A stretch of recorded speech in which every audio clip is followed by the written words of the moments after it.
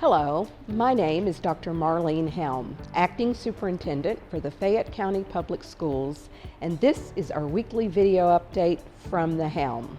It has been a wonderful week for our district with the return of 6th, 9th, and 12th graders to our middle and high schools.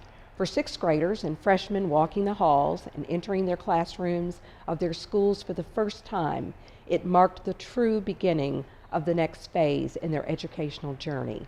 And for the class of 2021, with just 10 weeks left in their high school career, it was a chance to reclaim their senior year and leave their mark on their soon-to-be alma maters.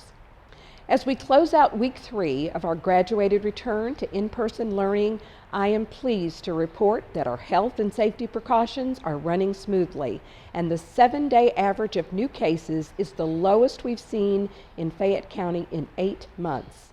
Our community has done a tremendous job of reducing the transmission of COVID-19, and beginning Monday, March 15th, students in preschool and grades 7, 8, 10, and 11 at our 12 middle schools and 6 high schools are next to return to in-person learning.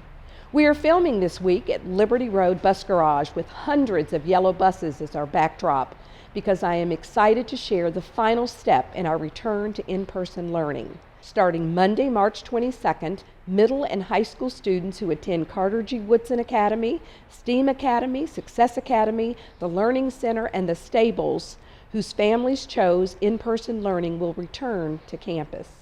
All families who can provide their own transportation are encouraged to do so, and those who can will follow their regular schedules. Students in those 5 programs who rely on our yellow fleet will catch their home high school morning bus to their district high school.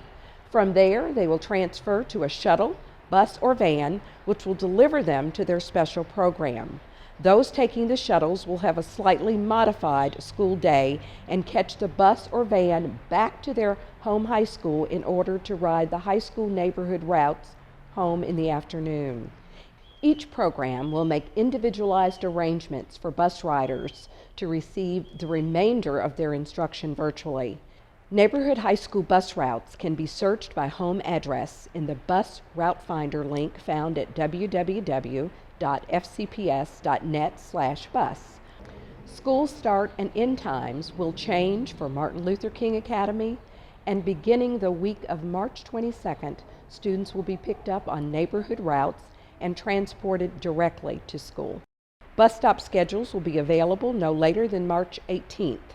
Students who attend one of our 6 comprehensive high schools and receive a portion of their instruction through our 3 technical centers are currently spending their entire day at their home high schools. Starting the week of March 22nd, students who have their own transportation will be able to return to the technical centers according to their schedules. Shuttle service for students without their own transportation will begin after we return from spring break.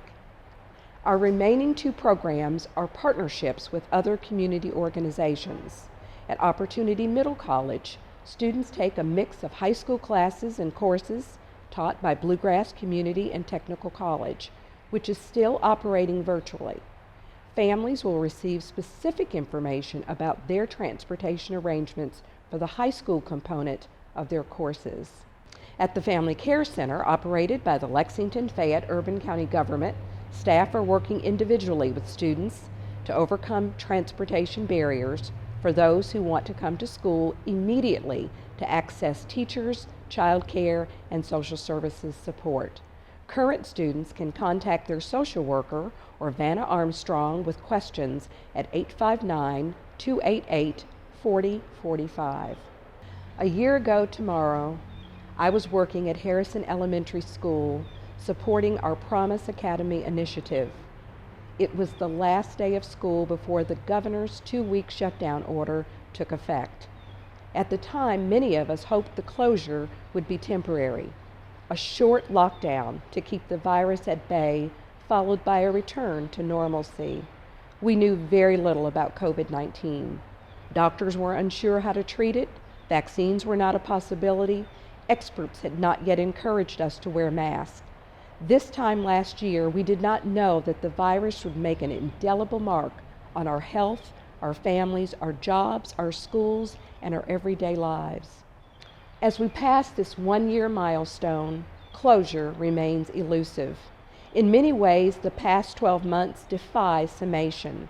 We all know on some level that our lives have been forever changed by the past year, but we do not yet know how much longer this pandemic will last and how much else will be different when it is. In many ways, we are better today than we were a year ago. Education innovations and new approaches born of necessity have emerged and been refined. The creativity of teachers and school staff has been boundless as they have reinvented the way they deliver instruction and support while building connections and relationships from a distance. Students have gained more autonomy, freed of traditional classroom structures. They have become more independent, built problem-solving skills, and taken ownership of their learning. Families have redefined engagement.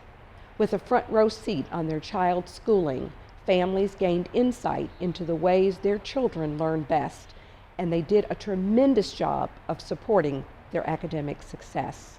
In other ways, we have lost ground this past year. This time apart has been hard, and our children need more support than ever before. Our instruction will have to be more individualized to ensure that we fill in skill and knowledge gaps that virtual instruction could not bridge. Past grading practices and assessment strategies will be reimagined to ensure that our children not only master the content they need, but have transcripts unmarred by circumstances beyond their control. And the pandemic is not over yet. With variants on the rise, while some eschew safety measures, we could see cases start to rise again. My hope is that the difficulty of the past year makes us appreciate the importance of connection. We have seen the downside of distance, and it will take all of us making individual decisions that collectively keep this virus at bay, to keep schools open. Schools are at the heart of the social and economic recovery for all of us, as individuals, families, and communities. We have a unique opportunity before us to build on the good born from the struggle of the past year, to unleash ingenuity and establish new habits, to harness the passion for reopening schools and channel it into reimagining them, to rewrite the narrative that COVID-19 happened to us and embrace the idea that COVID-19 happened for us, accelerating our ability to ensure that all children have access and opportunity to discover their gifts and cultivate them through high-quality, relevant, and challenging experiences on and off campus that prepare them to achieve their unlimited potential in whatever future they can imagine.